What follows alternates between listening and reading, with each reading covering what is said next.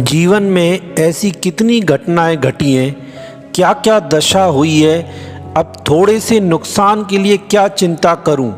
ऐसी बातें तो होती रहती हैं, हमारे साथ बीतती रहती हैं और हमारे को उन बातों का फिर कोई फ़र्क नहीं पड़ता।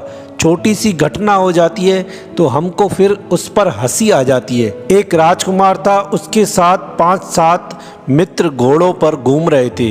वहाँ बहुत सी स्त्रियाँ दूध, छाछ, दही आदि बिक्री करने जा रही थीं। राजकुमार को भगवान कृष्ण की याद आ गई कि वे भी दूध दही लुटा करते थे और हम भी आज वैसा ही करेंगे। एक तमाशा कर लें, फिर उनको दाम देंगे, जो उनके पैसे होंगे उनको दे देंगे। राजकुमार और उसके साथियों ने उनके मटके फोड़ दिए। वह स्त्रियां रोने लगी। उनमें से एक स्त्री जिसका मटका फूट गया, छाछ बिखर गई, फिर भी वह हंस रही थी। राजकुमार ने उससे पूछा कि तुम रो क्यों नहीं रही, क्या बात है। उसने कहा, महाराज मेरी बात बहुत लंबी है, मैं छाछ गिरने का क्या शौक करूं। मेरे साथ तो ऐसी ऐसी घटनाएं घटी हैं कि मुझे वह घटनाएं याद आकर, उन घटनाओं को याद करके मुझे हंसी आ रही है। राजकुमार ने उससे कहा कि अपनी बात सुनाओ, आपके साथ क्या घटनाएं घटी हैं। वह कहने लगी, मैं अमुक शहर के एक सेठ की पत्नी थी और मेरी गोद में एक बालक था।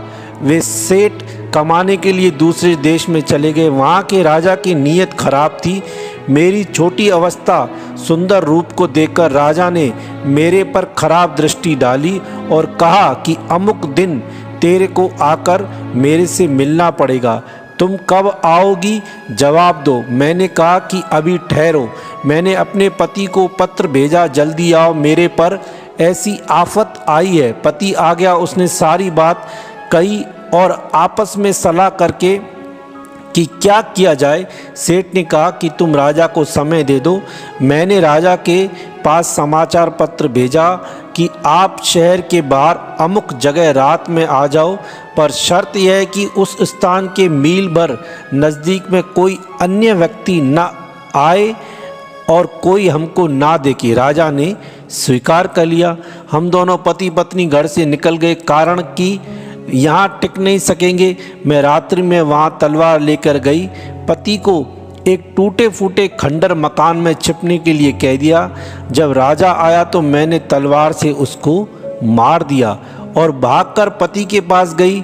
वहाँ जाने पर मैंने पति को मरा हुआ पाया। उसको एक जहरीले सांप ने काट लिया था। फिर तो मैं अकेली वहाँ से भागी। अगर पकड़ी गई तो लोग मेरे को मार देंगे। लड़के को पीछे ही छोड़ के वहाँ से भागी। आगे भागते हुए जंगल आ गया तो वहाँ डाकू मिल गए। उन लोगों ने मेरे को पकड़ लिया, मेरे सब गहने छीन लिए और एक वैश्या के घर जाकर मुझे बेच दिया। अब मैं वहाँ रहने लगी। उधर दूसरा राजा बैठा तो उसने मेरे लड़के को पालकर बड़ा किया। मेरा लड़का वहीं राज्य में नौकरी करने लगा। इधर वैश्याओं के संग से के प्रभाव से मैं भी एक वैश्या बन गई। एक बार वह लड़का मेरे यहाँ आया और रात भर रहा। मेरे को वहम हो गया कि यह कौन है। मुझे थोड़ा शक हुआ। सुबह होते ही पूछा तो उसने अपना नाम पता बताया। तब पता लगा कि अरे यह तो मेरा ही बेटा है। मेरे को बड़ी गिलानी हुई, बड़ा ही दुख हुआ, बड़ा भारी दुख हुआ। मैं क्या थी और कुसंग के प्रभाव से क्या हो गई। पंडितों से पूछा कि ऐसा पाप किसी से हो जाए तो क्या करे। उन्होंने बताया कि चिता जलाकर आग में बैठ जाए। विचार आया कि चिता में बैठ जाऊंगी तो पीछे गंगा जी में फूल कौन डालेगा, इसलिए गंगा किनारे लकड़ियां इकट्ठी करके बैठ गई और आग लगा दी। लकड़ियां जलने लगी। इतने में पीछे से तेज पानी की धार आई और उन लकड़ियों को ले गई। उन लकड़ियों के साथ मैं भी बह गई। आग बुझ गई और एक लकड़ी पर बैठकर एक गांव के किनारे पहुंच गई। उस गांव में गुजर बसते थे। अब वहाँ उनकी चीज़ बिक्री करके काम चलाती हूँ। आज छाछ लेकर आई थी, छाछ गिर गई तो अब इसकी चिंता मैं क्या करूँ, उन बातों की चिंता मैं क्या करूँ। इतनी छोटी सी बात मेरे साथ क्या क्या घटा मैंने आपको सब बता दिया। हमारे साथ भी जीवन में ऐसा ही होता है, ऐसी दशा होती है। उनमें कभी बेटा मर गया, कभी पति मर गया, कभी पत्नी मर गई, कभी धन आया, कभी धन चला गया। ये सब कई बार मिले और कई बार बिछड़ते हैं। हवा चलती है तो कहाँ कहाँ जाकर आग लगती है और फिर उसमें और घर भी चपेट में आ जाते हैं। इसलिए क्या चिंता करना, आप बिल्कुल भी चिंता ना करें, निश्चिंत हो जाएं। यह छोटी छोटी घटना हमारे साथ तो बहुत कुछ हो चुका है। आप घबराओ नहीं, बिल्कुल भी हिम्मत मत हारो और डटकर हर बात का मुकाबला करो, सब ठीक हो जाएगा। दूसरों पर कीचड़ उछालने से पहले ये हमेशा ध्यान रखना, हाथ उनके भी गंदे होते हैं जो दूसरों पर कीचड़ उछाला करते हैं। वक्त अच्छा हो तो दुनिया को पता चलता है कि आप कैसे हो, और जब वक्त बुरा हो तो आपको पता चलता है कि दुनिया कैसी है। अगर आपके अच्छे होने के बावजूद भी लोग आपके बारे में गलत बोलते हैं तो वो शायद आपसे अनजान है। परेशान होने की ज़रूरत नहीं है, कुत्ते हमेशा अनजान लोगों पर ही भौंकते हैं। तुम चिंता छोड़ दो, न यहाँ कुछ पाने को है न खोने को। वर्तमान के पल को प्रेम से जियो, वही काफ़ी है। सबको खुश रखने के चक्कर में खुद दुखी ना रहें। बेवजह नाराज़ रहने वाले को नाराज़ ही रहने दो। कुछ लोग तो भगवान से भी नाराज़ हैं, हम तो फिर भी एक साधारण इंसान हैं। पीठ पीछे नफ़रत, मुंह पर प्यार, आजकल दुनिया का बस यही है कारोबार। आप तब तक अच्छे हो जब तक आप सामने वाले के मन की करते हो।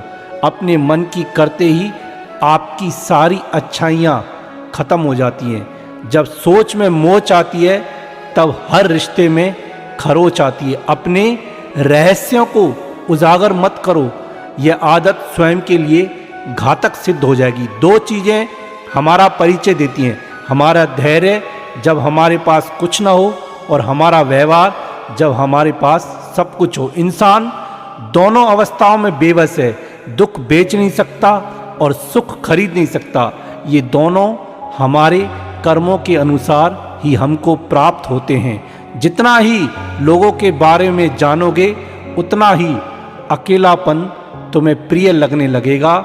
देना शुरू कर दो, आना खुद शुरू हो जाएगा, इज्जत भी और दौलत भी। जब कोई धोखा दे जाए तो शांत रहिए, क्योंकि जिन्हें हम जवाब नहीं देते हैं उन्हें वक्त अपने आप जवाब देता है। और अगर आपका नसीब अच्छा हुआ तो वक्त द्वारा दिए गए कठोर जवाब के आप खुद साक्षी बन जाओगे। तकलीफ़ें आदी हो जाती हैं जब कोई अपना आकर बोलता है चिंता मत कर, मैं हूं ना। जिंदगी के ये दिन भी याद रहेंगे, कितना तड़पे थे किसी के लिए। किसी भी व्यक्ति की कोई भी बात बुरी लगे तो दो तरह से सोचो। यदि व्यक्ति महत्वपूर्ण है तो बात भूल जाओ, और बात महत्वपूर्ण है तो व्यक्ति को भूल जाओ। कभी कभी कुदरत जानबूझकर हमें मुश्किल हालातों में डाल देती है ताकि उन लोगों के चेहरों पर लगे नकाब देख सकें जिन पर हम आंखें मूंद कर भरोसा करते हैं। सदैव याद रखिए कि आपकी सफलता के गुब्बारे में पहली पिन चुभाने वाला कोई अपना ही होता है। किसी भी मनुष्य की वर्तमान स्थिति देखकर उसके भविष्य का उपहास मत उड़ाओ, क्योंकि समय में इतनी शक्ति है कि वो एक मामूली कोयले को धीरे धीरे हीरे में बदल देता है। अगर अकेलापन है तो उसे वरदान समझो, क्योंकि परमात्मा ने तुम्हें खुद में सुधार लाने का थोड़ा अधिक समय दिया है। चिंता ने चिता से मुस्कुराते हुए कहा, तू मुर्दों को जलाती है, मैं जिंदों को जलाती हूँ। तू एक बार ही जलाती है, मैं हर रोज जलाती हूँ। तू विदा कर देती है, मैं जकड़ लेती हूँ। तू मृत्यु से जुड़ी है, मैं जिंदगी से जुड़ी हूँ। तू अंतिम सत्य है और मैं प्रथम सत्य हूँ। जिसने बोला कल दिन गया टल, जिसने बोला परसों बीत गए बरसों, जिसने बोला आज उसी ने किया है राज।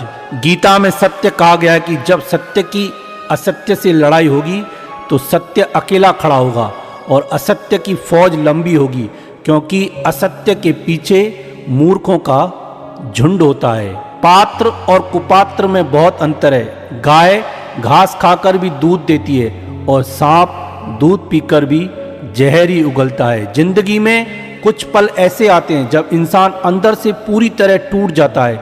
ना तो दर्द सहा जाता है और ना ही किसी से कहा जाता है।